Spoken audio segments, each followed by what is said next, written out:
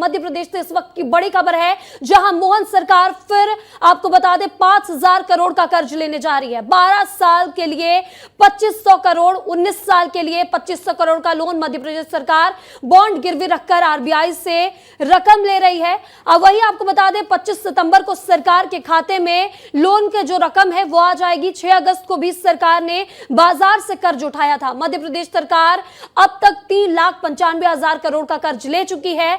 Budget पेश करने के बाद तीसरी बार मोहन सरकार कर्ज ले रही है। कर्ज की रकम से लाडली बहना और कर्मचारियों की सैलरी और रिटायर्ड पेंशनों का भुगतान सरकार करने वाली है। विकास कार्यों का हवाला देकर सरकार कर्ज लेने जा रही है। इस खबर पर ज्यादा जानकारी के हमारे साथ हमारे सहयोगी विवेक पांडे हमारे साथ जुड़ चुके हैं। विवेक, सरकार तीसरी बार कर्ज लेने जा रही है बजट पेश करने के बाद।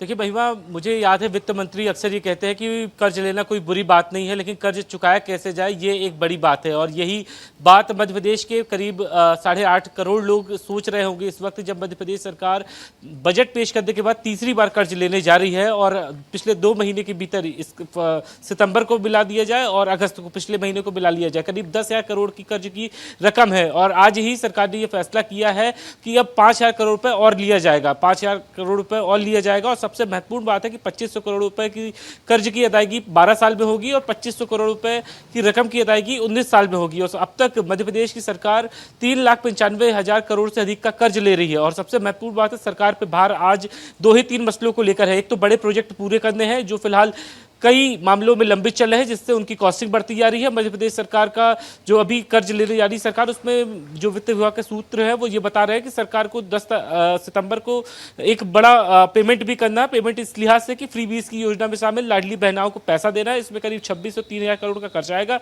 इसके अलावा जो रिटायर्ड पेंशन कर्मचारी अधिकारी है, मौजूदा कर्मचारी अधिकारी हैं, उनके वेतन भुगतान के लिए करीब 1,000 करोड़ का खर्च आएगा। और ऐसे में कई बड़े प्रोजेक्ट है जिनको पूरा करना है। ऐसे में सरकार की मजबूरी है कि आरबीआई से कर्ज ले रही है। और सबसे महत्वपूर्ण बात है कि आज ही वित्त मंत्री जगदीश देवड़ा मंत्रालय में बैठक कर रहे थे और वित्त विभाग के अधिकारियों से कहा कि मध्य प्रदेश की आर्थिक स्थिति को लेकर कई योजनाओं पे अपने को काम करने की जरूरत है। लेकिन इसी बीच अधिकारियों ने बताया कि सर, कई महत्वपूर्ण योजनाएं हैं जिसको जारी रखने के लिए फंड की आवश्यकता है और जो मौजूदा सरकार के खाते में फंड है वो उतना नहीं है। इसलिए ये कर्ज की कवायद पूरी तरीके से सरकार की तरफ से की जा रही है। और सबसे महत्वपूर्ण बात है कि जब जुलाई में बजट पेश किया गया था, उस वक्त सरकार ने ये कहा था कि हमारा जो राज्य का कर्ज, तो अब सरकार कर्ज लेने जा रही है, विकास कार्यों का हवाला सरकार दे रही है।